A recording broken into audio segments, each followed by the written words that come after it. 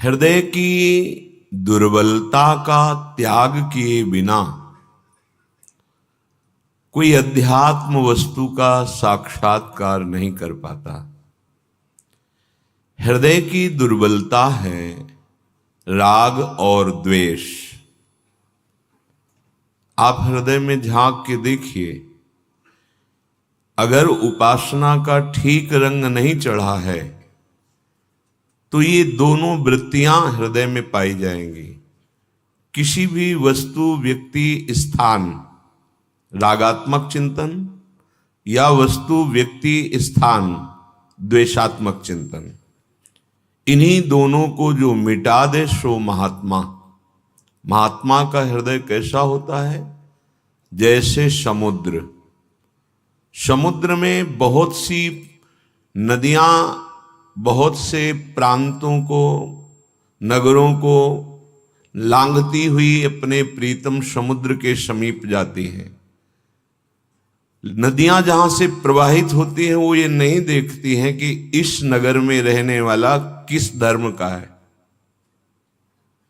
सम रूप से वो प्रवाहित होती हैं, कोई भी उनको इससे तात्पर्य नहीं है। समुद्र में जाके मिली तो उफान नहीं आ गई, वो गंभीर अपनी मुद्रा में रहता है। ऐसे ही सब नदियां जाना बंद कर दें तो समुद्र घट नहीं जाएगा, वो अपनी ही मुद्रा में रहेगा। ऐसे महात्मा का हृदय होता है। जैसे भगवान भुवन भास्कर उदय होते हैं तो किसी संप्रदाय, किसी जाति, किसी धर्म का निरीक्षण नहीं करते कि ये अमुक धर्म वाला है तो हम प्रकाश नहीं देंगे। नहीं, चाहे पापी हो या पुण्यात्मा हो, भुवन भास्कर का प्रकाश सबके लिए समान रूप से है। भगवान चंद्रदेव की शीतलता सबके लिए समान रूप से है। माता पृथ्वी समान रूप से सबको गोद में धारण करती है। वायु समान रूप से सबके प्राणों का पोषण करती है। ये सब भगवत पार्षद हैं।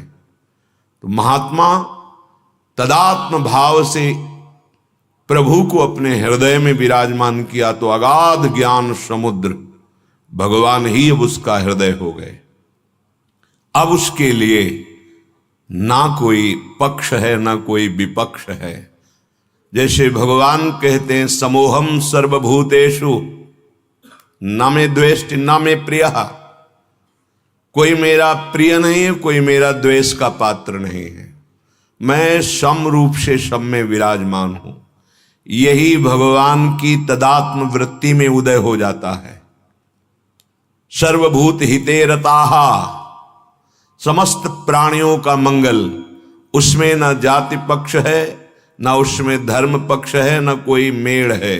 संपूर्ण चराचर के लिए मंगल भावना। जब तक राग द्वेष है तब तक दृष्टि ही नहीं है, और ये भागवतिक दृष्टि ना होने के कारण ही नाना प्रकार की हिंसाएं, नाना प्रकार की दुख भरी वृत्तियां, पाप भरी वृत्तियां ये बढ़ती जाती हैं। इन्हीं को मिटाने के लिए अध्यात्म है। जिसे अध्यात्म का परिचय नहीं, वो बहुत नीची धरा से खड़ा होकर के वो देखता है तो उत्तम अधम, पापी पुण्यात्मा, दुरात्मा महात्मा, जड़ चैतन्य, स्त्री पुरुष, इसी भेद में वो फंसा रहता है। यही बंधन है। एकमात्र सर्वम खलमिदम ब्रह्म। सर्वम, इसमें न कोई जाति का उच्चारण किया है, न किसी धर्म का उच्चारण किया है, न जड़ का, न चैतन्य का, न दुरात्मा का, न महात्मा का। सर्वम खलमिदम ब्रह्म। सब स्वयं ब्रह्म ही खेल रहा है, किंचन मात्र उसके सिवा और कोई नहीं है। जब हमारा वेद आज्ञा करता है तो सिद्धांत में चलने वाले महात्मा के हृदय में यही सिद्धि जागृत होती है। जो आचार्य चरण श्री हरिवंश चंद्र जी